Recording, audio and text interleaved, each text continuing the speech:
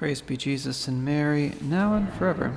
Today we're continuing our series on Franciscan spirituality, talking about the importance of the church, and specifically St. Francis's reverence towards the priesthood in God's church, which we spoke of last time, and which we'll continue to shed light on in today's reflection. St. Francis's faith was concrete, it was tangible, simple, it was alive.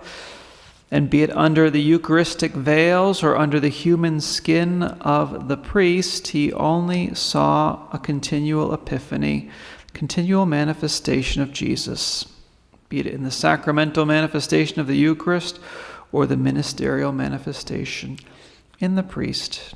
And because of this very supernatural vision, he didn't want to consider sin in God's priests or focus on that. In his testament, he says this, quote, "Even if they're sinners, no one should dare condemn them," unquote.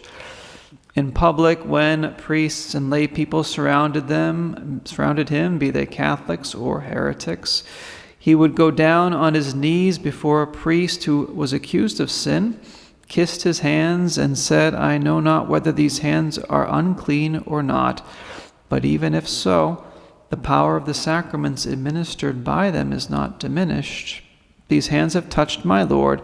Out of reverence for the Lord, I honor his vicar. For himself he may be bad.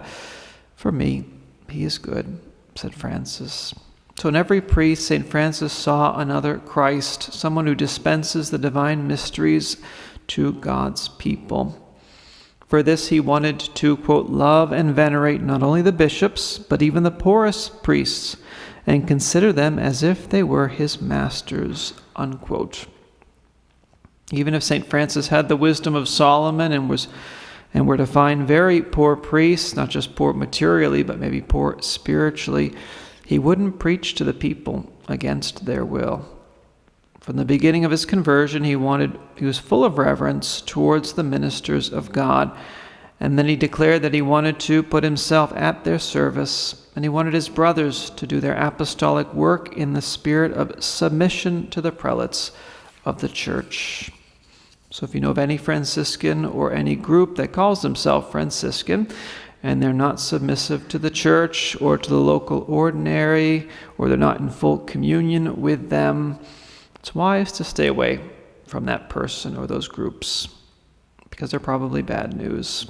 They certainly don't have the spirit of St. Francis himself.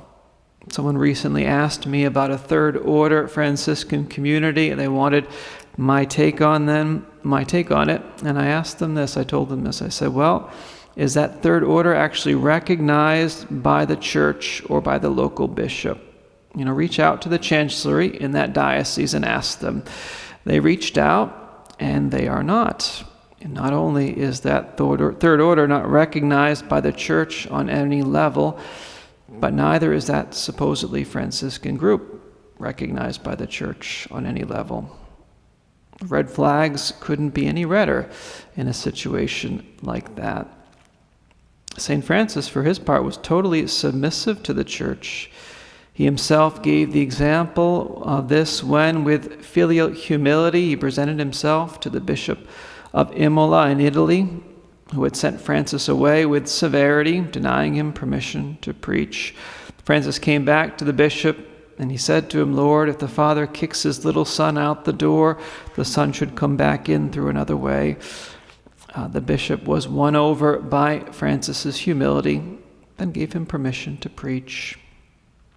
St. Francis's sense of Christ, to whose word of truth he longed for with insatiable desire, it induced him to even, quote, "venerate all theologians and those who preach the divine word as those who give spirit and life," unquote. And at the end of any discourse regarding clerics or the ecclesiastical hierarchy, he would repeat his own refrain, which was, "I consider them my masters." And this making himself small, always small, a servant of the church and also a servant of the men of the church, it revealed his deeply profound humility and his interior disposition, the disposition to always tend towards God, to see him with the simplicity of faith in the mysteries and in the ministers in which he hides himself, and at the same time manifests himself and gives himself to men and to others. So interiorly we do need to have a reverence not only for Jesus in the Eucharist, but also a reverence for Jesus in the hierarchy, in the clergy. Even in those of us clergy who are subpar or who are noted sinners or maybe very bad theologians or not very bright or not very patient or difficult to deal with, or you name it, pray for us. Try to see Jesus in us, no matter how well he may be hidden in us. And for those clerics who are clearly heretical or divisive or schismatic or Jansenistic or anti-Vatican II or just in lockstep with the secular culture, pray for them too, but it's wise to avoid them as much as possible. Let's ask Our Lady for this grace to honor our spiritual fathers in this way and in the spirit of keeping with the fourth commandment. Praise be Jesus and Mary, now and forever.